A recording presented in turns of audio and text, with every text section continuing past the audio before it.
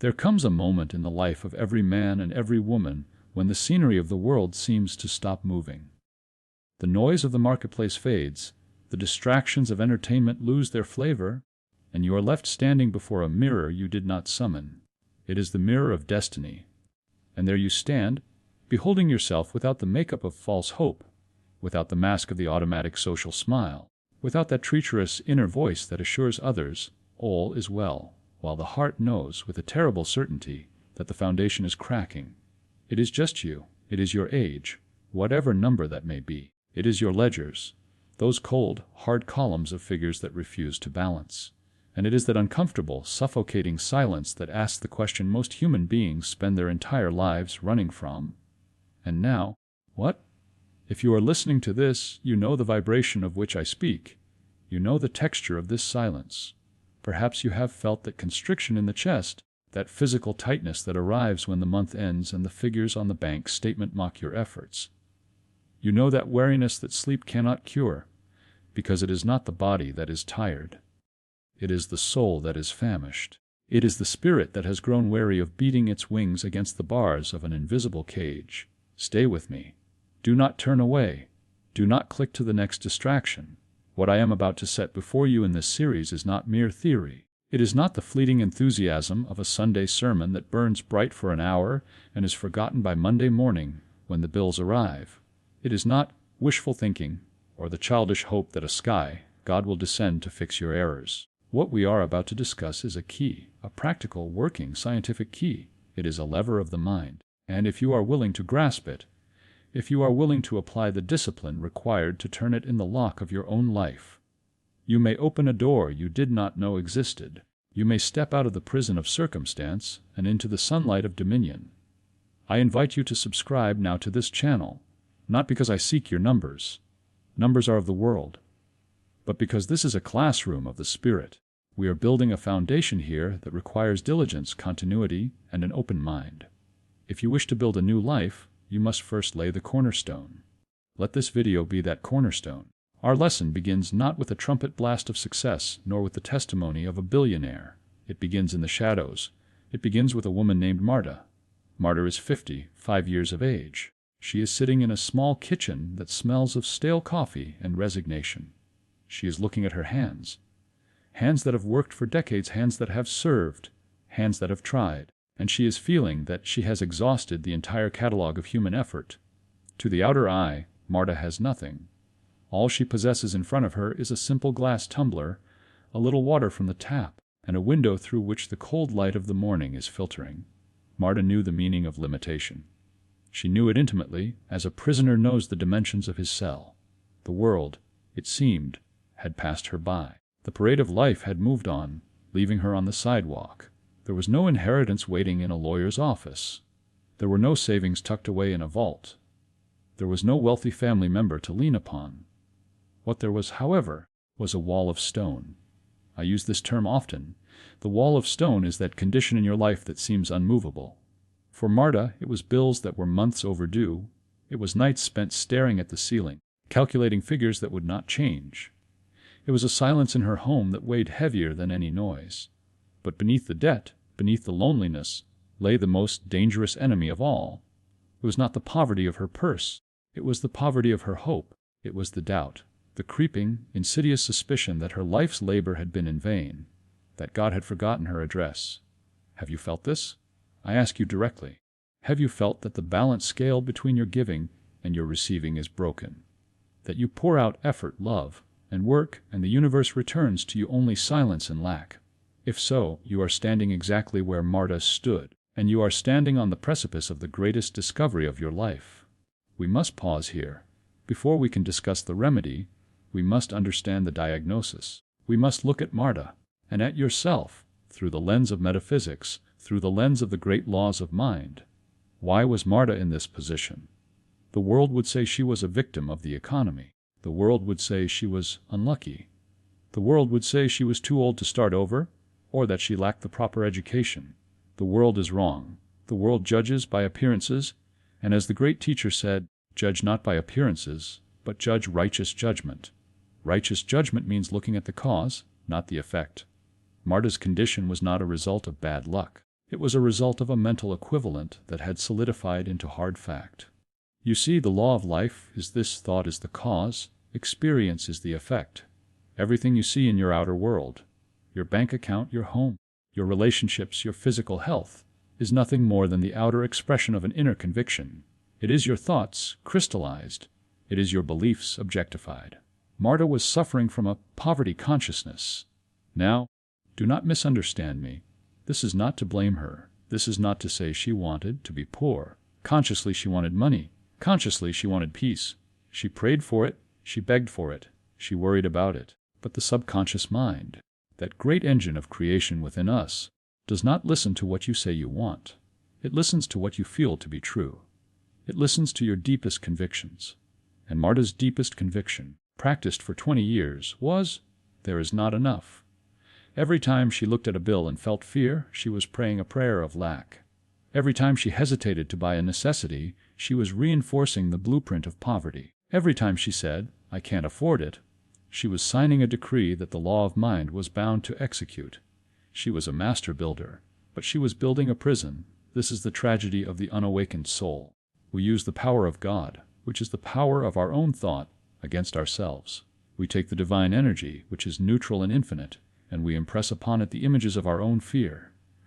And because God is faithful, because the law is impersonal and exact, it gives us exactly what we have built mentally. Marta sat in that kitchen, a victim not of the world, but of her own mental housekeeping. She was living in a house built of fear, thoughts. But the mercy of the universe is infinite. The law that binds you is the same law that frees you. The same force that locks the door is the same force that turns the key. It depends entirely on the rotation of the handle. It depends entirely on the direction of your thought. That morning, amidst the wreckage of her hopes, Marta heard a truth. It came to her through the radio, a chance remark, a seed dropped by the wayside. The voice said, water holds memory. Water responds to the vibration of the human spirit. To the intellect, this sounds like poetry. To the materialist, it sounds like nonsense. But to the student of truth, it rings with the bell of ancient wisdom. Marta was not a scholar. She did not know the quantum physics that speaks of the observer effect. She did not know the ancient scriptures that speak of the living waters. But she knew, in her gut, that she had reached the end of her own strength. Man's extremity is God's opportunity. When the intellect admits it has no answer, the intuition is finally free to speak. She found her way, guided by that invisible hand that guides all who seek, to the teachings of the great laws. She began to read.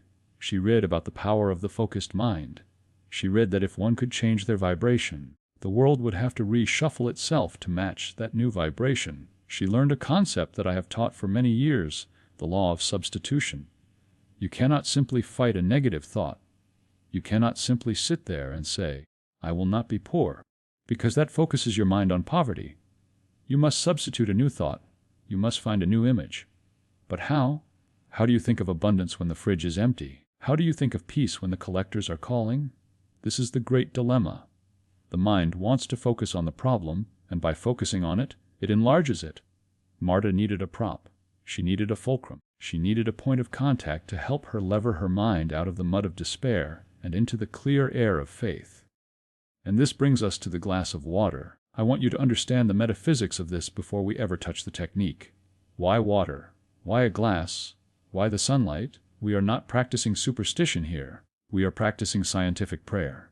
In the Bible, which is the greatest textbook on metaphysics ever written, water is constantly used as a symbol. It represents the psychic nature, the soul, the cleansing agent. It is the fluid element of life. It takes the shape of whatever vessel holds it. If you pour water into a square cup, it becomes square. If you pour it into a round cup, it becomes round. Your mind is exactly like water. It is the universal substance. It takes the shape of your belief. If your belief is, I am a failure, the universal substance flows into that mold and hardens into the concrete facts of failure. Marta was about to perform a ritual, but the power was not in the ritual. The power was in the conscious interruption of her old pattern. By taking a physical object, a clean glass of water, she was engaging her senses. We are creatures of habit.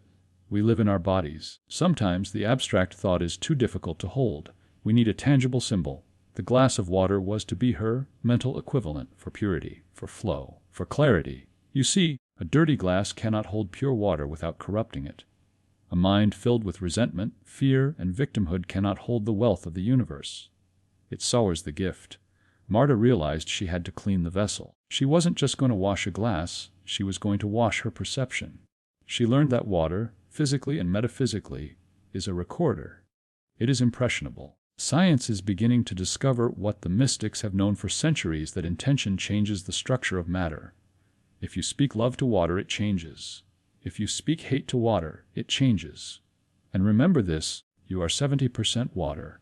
If you are walking around all day speaking words of death, defeat, and sickness to yourself, what do you think you are doing to the very cells of your body? You are cursing your own waters. You are polluting your own stream. Marta stood before a law as old as time, as within, so without. But she also realized that she couldn't just wish herself into a new state. She had to do something. She had to make a physical gesture that signaled to her subconscious mind, the old way is over. A new way begins today. I want you to feel the weight of this moment in the kitchen. It seems small, a woman and a glass of water, but in the eyes of God, it was a monumental event. It was the moment a soul decided to wake up. Most people live their entire lives asleep. They are sleepwalkers, drifting from one tragedy to the next, blaming the government, blaming their parents, blaming the weather. They never realize that they are the projector of the film they are watching. Marta was waking up. She understood that the glass of water was not a magic wand. It was a tool of focus. Emmet Fox has always taught that. Attention is the key. What you attend to grows. What you ignore fades. For years, Marta had attended to her lack. She had meditated on it. She had worshipped her problems with her constant attention. Now, she was going to withdraw her attention from the lack and place it on a symbol of divine supply. She was going to look at the water and see God. She was going to look at the light hitting the water and see divine intelligence. She was going to use this simple apparatus to retrain her mind to accept good. Now, I ask you, who are listening to my voice, what is your wall of stone? What is the thing that seems impossible to you right now? Is it a diagnosis? Is it a broken marriage? Is it a bankruptcy? I tell you, it has no power over you other than the power you give it. It is a shadow. It looks like a giant, but it has no substance. It is only a lack of light. You cannot shovel darkness out of a room. You can work for 1,000 years with a shovel, and the darkness will not move. But if you light a single candle, or place a single glass of water in the sun, the darkness vanishes. Why? Because the darkness was never there. In the first place, it was only the absence of something. Poverty is not a thing. It is the absence of the realization of abundance. Sickness is not a thing. It is the absence of the realization of health. Marta was preparing to light the candle. Before we move to the technique itself, which I will share with you in the next chapter of this series, we must ensure your mind is fertile ground. If you take the finest seed in the world and throw it on concrete, it will not grow. The seed is perfect. The potential is infinite. But the conditions are wrong. Many of you try to use spiritual techniques on a concrete mind. A mind hardened by cynicism, or a mind that is secretly bargaining with God. I will do this water ritual, and if I don't get $1,000 by Friday, then this is all fake. That is a test, and God cannot be tested by the ego. Marta did not approach this with a demand. She approached it with a surrender. This is crucial. She did not say, "Give me money." She said, "Make me clean." She understood that if she could get her inner nature right, the money would take care of itself. As the Bible says, "Seek ye first the kingdom of God and his righteousness, and all these things shall be added unto you." Note the order. First the kingdom, the consciousness, then the things. Most people want the things first, and they will worry about the kingdom later. It does not work that way. It never has, and it never will. Marta was willing to seek the kingdom in a glass of water. She was willing to find the universe in a drop. Are you willing? Are you willing to suspend your disbelief? Are you willing to set aside the logical mind that has led you into this dead end and try the spiritual mind that knows no dead ends? The intellect is a wonderful servant, but a terrible master. It has brought you as far as it can. It has analyzed your problems to death, but it has not solved them. It is time to fire the intellect and hire the intuition. In a moment, we will conclude this first lesson. But before you move to the next video, I want you to do something. I want you to go to your kitchen. I want you to find a glass. Not a plastic cup, but a glass. I want you to hold it in your hands. I want you to feel its solidity. I want you to realize that this empty vessel is you. You are standing before the universe empty, waiting to be filled. But you must be empty to be filled. If you are full of your own opinions, your own grievances, your own no better, then God cannot enter. You are too full of self. Marta had been emptied by life. Her suffering had done its work. It had hollowed her out. And because she was empty, she was finally ready to be filled. Blessed are the poor in spirit, those who know they need help, for theirs is the kingdom of heaven. You are standing at the threshold. The mirror is in front of you. You have seen the problem. You have admitted the need. You have understood the law that your mind is the architect of your sorrow, and your mind must be the architect of your joy. Now you are ready for the tool. In the next part of this presentation, I will hand you the key. I will give you the exact treatment, the specific mental and physical steps that Marta took to turn that water into a bridge between her need and God's infinite supply. I will teach you how to breathe the breath of spirit. I will teach you the words that vibrate at the frequency of miracles. I will teach you how to capture the light. But you must be ready. You must be committed. If you are merely curious, this will not work. If you are desperate, it will not work, for desperation is a belief in lack. But if you are expectant, if you are quietly confident that the law is true, then you are about to see the mountains move. Do not click away lightly. The ground you are standing on is holy ground, because it is the ground of your own potential. Marta placed the glass before the window. She looked at it. She did not know the perfect words yet, so she spoke a simple gratitude. And then she entered the silence. That silence was her first act of faith, and it is in that silence that we will meet again in the next video. Prepare your glass. Prepare your heart. The light is coming. In our previous session, we left Marta standing on the precipice of a decision. She had recognized the wall of stone, the limitation, the lack, the fear, and she had accepted the great metaphysical truth that the wall was not made of granite, but of thought. She had accepted that to change the outer world, she must first change the inner vibration. Now we enter the laboratory of the spirit. I use that word intentionally. Laboratory. Too often, people approach prayer as a gamble. They approach God as if they were buying a lottery ticket, hoping against hope that lightning might strike. That is not the teaching of the Masters. That is not the teaching of Jesus. That is superstition. We are here to practice scientific prayer. In a laboratory, you combine specific elements under specific conditions to produce a predictable result. If you combine hydrogen and oxygen, you get water. You do not hope to get water. You know you will get it, provided you follow the law of chemistry. In the laboratory of your life, if you combine faith, focus, and feeling, you get a demonstration. You do not hope for a change. You know the change must occur, provided you follow the law of mind. Marta stood in her kitchen. The silence was absolute. She was about to perform a ritual that, to the uninitiated eye, looked like nothing more than a woman playing with a glass of water. But to the eye of spirit, she was about to realign the tectonic plates of her destiny. She was about to engage in the great work. I am going to give you the specific steps, the treatment that she used. I will break them down with the precision of a surgeon, because in mental work, precision is power. A diffused light warms the room. A focused laser cuts through steel. We are here to cut through steel. The instruction is simple. Take a glass of clear glass. But let us look at the metaphysics of this. You must find a glass that is transparent. Do not use a mug where you cannot see the inside. Do not use a cup covered in logos, cartoon characters, or advertising slogans. Why? Because your mind is easily distracted. If you look at a cup that says, coffee shop, your mind instantly associates it with the noise of the street, the cost of the coffee, the caffeine, the rush of the morning.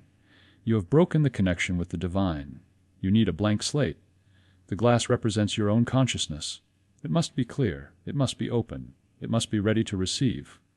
Marta took a simple tumbler. She went to the sink and she washed it. But she did not just rinse it to remove the dust.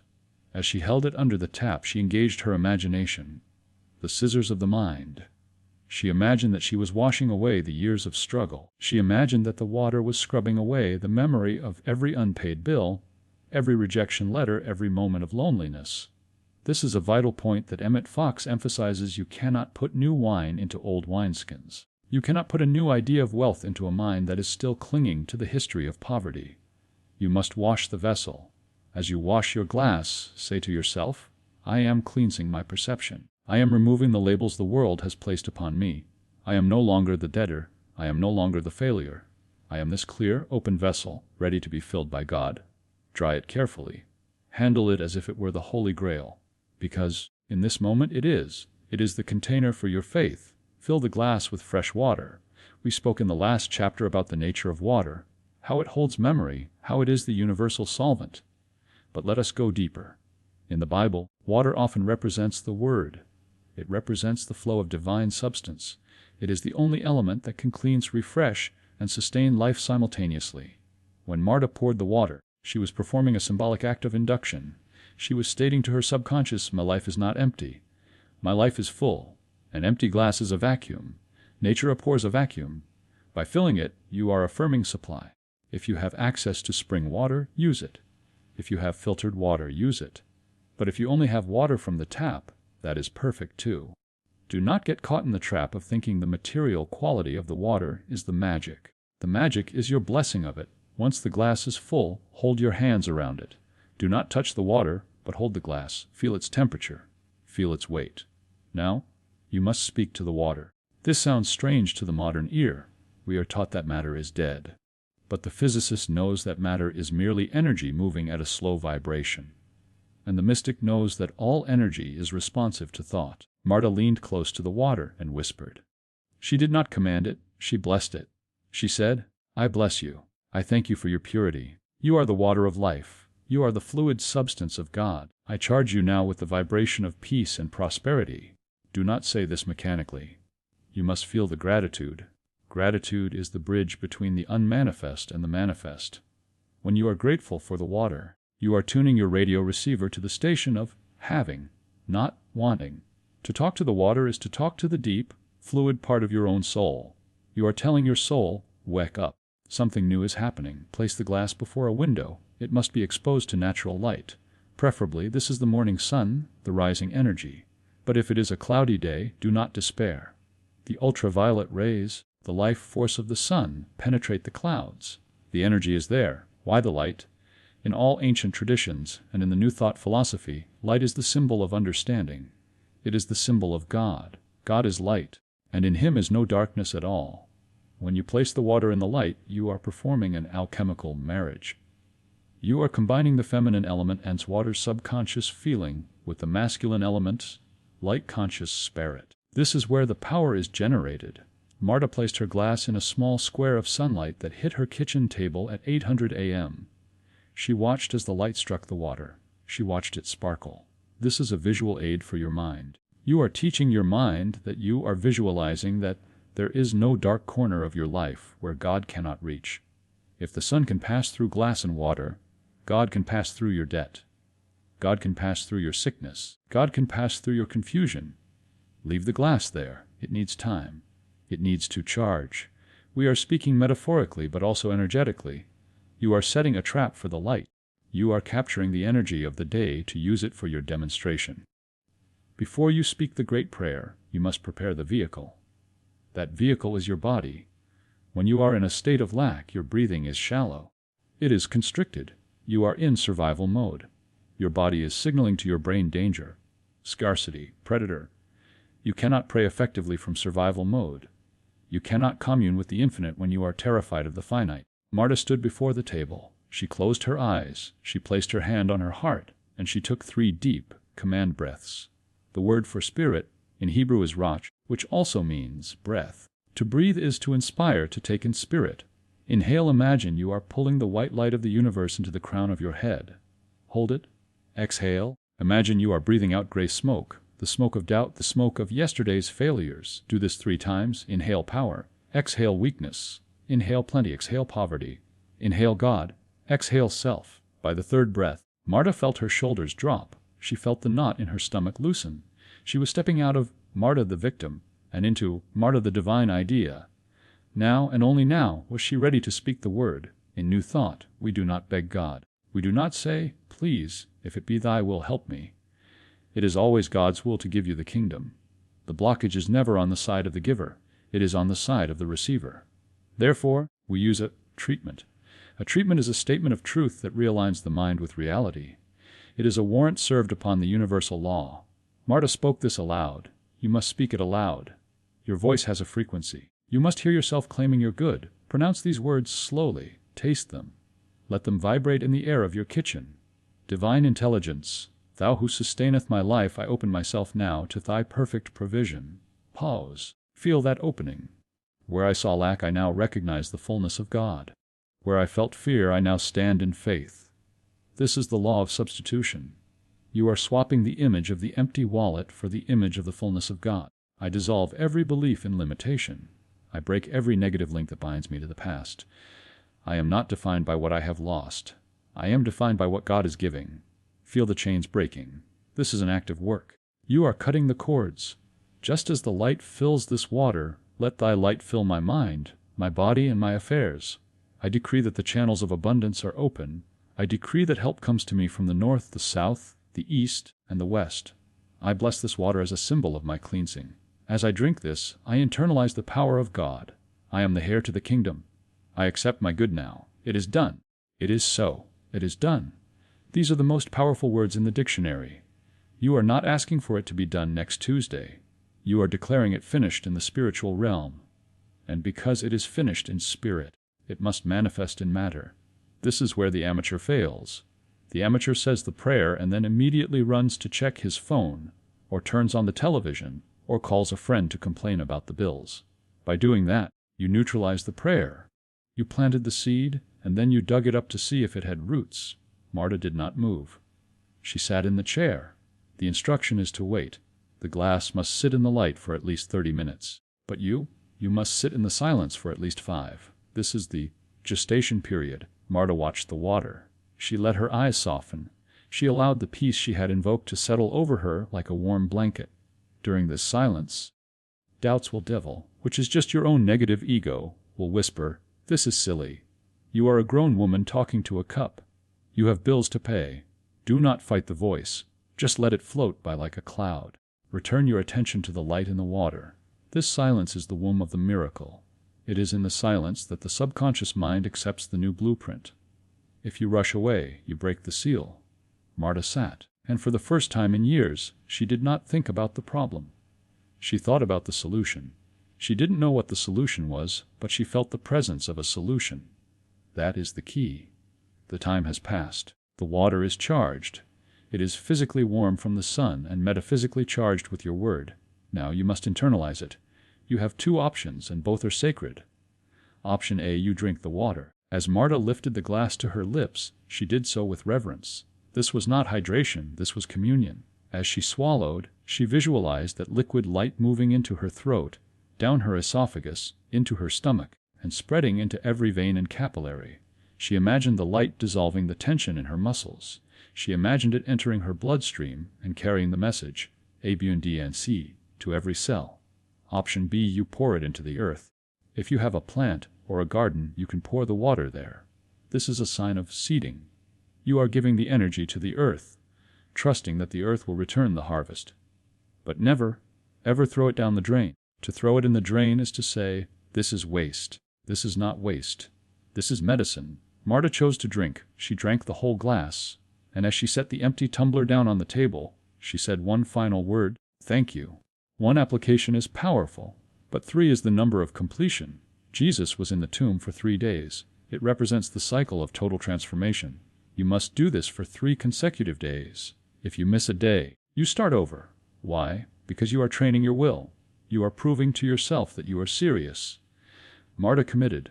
She made an appointment with God for the next 2 mornings. Now, listen to me closely. This is the most important part of this video. After Marta drank the water on that first day, the scenery of her life had not changed 1 iota. The bills were still on the counter. The phone was still silent. The fridge was still mostly empty. But Marta had changed. Something clicked in her chest. Before the ritual, she was vibrating at the frequency of desperation. Desperation repels money. Desperation repels people. Desperation is a closed sign to the universe. After the ritual, she was vibrating at the frequency of expectancy. She felt a strange, illogical lightness. It was a peace that passeth understanding. The logic said, "Panic!" The spirit said, "Peace." She found herself humming a tune as she wiped the table. She found herself opening the curtains to let more light in. She didn't sit in the chair and worry, she got up and swept the floor. Why? Because when you have a guest coming, you clean the house. Marta felt, intuitively, that a guest, the answer, was on its way. She was preparing for its arrival. This is the litmus test of the treatment. If you finish the prayer and you still feel heavy, you have not done it. Go back, do it again. Pray until you feel the click. The click is the feeling of relief. It is the feeling of, it is actually done. Marta felt the click. She didn't know how the help would come. She didn't know when. But she knew that the heavy lifting had been taken out of her hands and placed into the hands of the Father. And the Father never fails. She went about her day. But she walked differently. She walked with the spine of a woman who has a secret. The secret was that she had contacted headquarters and supplies were on the way. You have the method now. You have the steps, the chalice, the water, the light, the breath, the treatment, the silence, the release, the perseverance. It costs you nothing but your pride. It requires nothing but your time and your willingness to believe that you are more than a body fighting for survival. But be warned. When you change your vibration, you challenge the old order. Your old thoughts will try to rush back in. Who do you think you are? They will scream. Your defense is the memory of the water. When the fear comes, remember the taste of the water. Remember the warmth of the sun on the glass. Anchor yourself in that sensory experience. Tell the fear, no, I have drunk the libation of faith. I am no longer the same person who worried yesterday. I am new. Marta held that state. Day 1 passed. Day 2 passed. She repeated the ritual. The peace deepened. The certainty grew deeper roots. And then the universe began to move. Because the universe must move when the center moves. And you are the center. In the final part of this series, I will tell you exactly what happened on the 3rd day. I will show you how the seed that was planted in the silence of the kitchen broke through the soil of the hard world and bore fruit. I will share with you the testimonials of others. Javier, Elena, who took this same cup of cold water and turned it into the wine of success. But for now, your work is in the kitchen. Do not wait for the next video to start. The time is now. Go to your sink. Find your glass. The light is waiting for you. In the great laws of mind, there is a principle known as the law of gestation. When you plant a seed in the ground, you do not see the harvest the next morning. For a time, it appears that nothing is happening. The soil looks undisturbed. The skeptic looks at the ground and says, "You are a fool. You buried your seed, and it is gone." But the farmer knows better. The farmer knows that in the dark, silent earth, a tremendous activity is taking place. The seed is breaking open. The roots are seeking the water. The shoot is seeking the light. Marta had planted her seed. She had watered it with her intention. She had bathed it in the light of the sun. And for 3 days she stood in the faith of the unseen. Now the earth began to break. The first signs of spring. I want you to understand how a spiritual demonstration usually arrives. It rarely arrives with a fanfare of trumpets. It arrives on the quiet feet of coincidence. Marta had completed her 3 days. On the morning of the 4th day, she did not perform the ritual, for the work was done. She simply sat with her coffee, maintaining that vibration of expectancy we discussed in our last lesson. The first change was not monetary, it was atmospheric. She noticed that the crushing weight on her chest, the anxiety that had been her constant companion for 5 years, was gone. She felt a strange sense of flow. The friction of life seemed to disappear. When she went to the market, the traffic lights were green. When she stood in line, a stranger smiled and let her pass. These seem like trifles. But to the student of metaphysics, these are the first fruits. They are the signs that the resistance in the subconscious mind has been dissolved. The stream is no longer blocked. The water is flowing. That afternoon the phone rang. It was not a lottery commission. It was a woman Marta had worked for years ago, a contact she had believed was dead and buried in the past. This woman was starting a new project, a small catering venture, and she found herself thinking of Marta. "I don't know why," the woman said on the phone, "but your name just popped into my head this morning while I was drinking a glass of water. Let those who have ears to hear hear." The job offered was not a fortune. It was not $1 million. But it was enough. It was an immediate stream of income that covered the urgent bills. But more importantly, it was a restoration of something. Marta had lost her sense of worth. Later that same week, while cleaning a drawer she hadn't opened in months, Marta found an envelope. Inside were bills she had tucked away for an emergency and forgotten. It wasn't a fortune, but it was exactly the amount needed to repair her leaking faucet. And then came the neighbors. A sudden invitation to lunch. A bag of fruit left at her door. You might say, these are small things. Do not despise the day of small things. These were the raindrops before the shower. The universe was answering her. It was saying, I hear you. You are connected. The supply line is open. Marta realized that the glass of water had not, magically, created money. The ritual had shifted her consciousness from the problem to the solution, and the solution had no choice but to appear in a form she could accept. Now, the skeptic will say, that is just an anecdote. That is just luck. But a law is not a law if it works only for one person. Gravity works for the saint and the sinner alike. Electricity lights the lamp of the wise man and the fool. The laws of mind are impersonal. They work for anyone who will work them. When I began to share Marta's story, others came forward to test the laboratory of the spirit. Consider Javier. Javier was 42, a man of mathematics and logic. He had lost his employment and had spent 6 months sending out resumes into the black hole of the internet with zero response. He was cynical.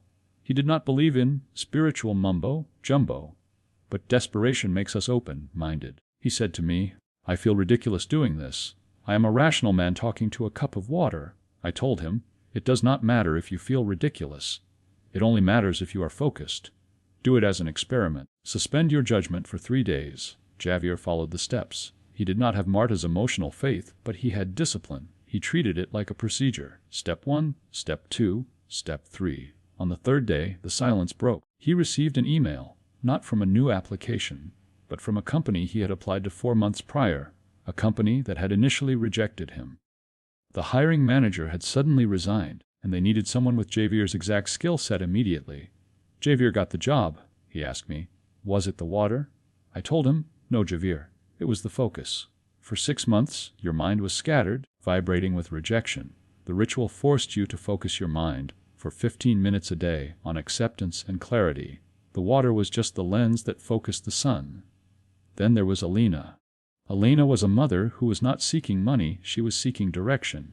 She was trapped in a relationship that drained her in a city that stifled her. She felt like she was in a fog.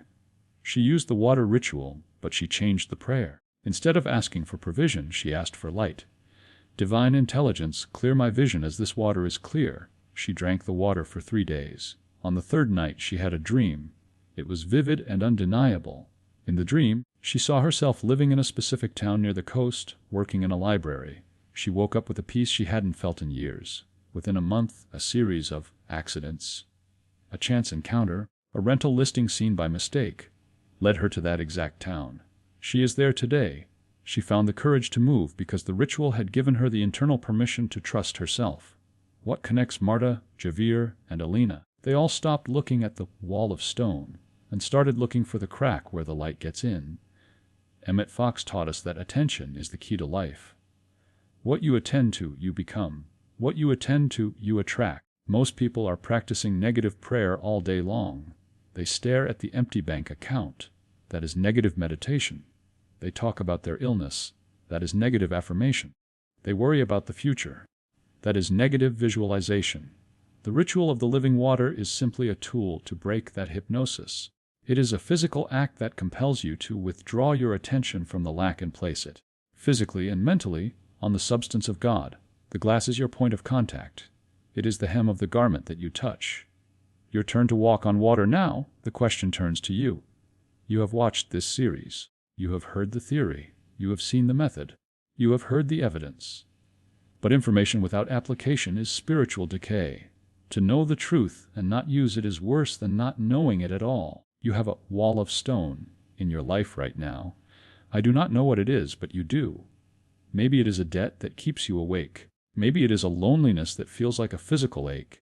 Maybe it is a creative block that prevents you from expressing your talent. I challenge you. I challenge you to stop begging the world for crumbs and start treating the law of God. I challenge you to start your 3 days tomorrow morning. Do not say, I will do it next week. Next week never comes. The only time you have is now. The only power you have is in the present moment. Imagine yourself a month from now. Imagine looking back at this moment as the turning point. Imagine telling your own story of how a simple glass of water became the key that unlocked your prison cell. You are not a victim of the economy. You are not a victim of your past. You are a child of the Most High Living God, and all that the Father has is yours, but you must claim it. You must step out of the boat.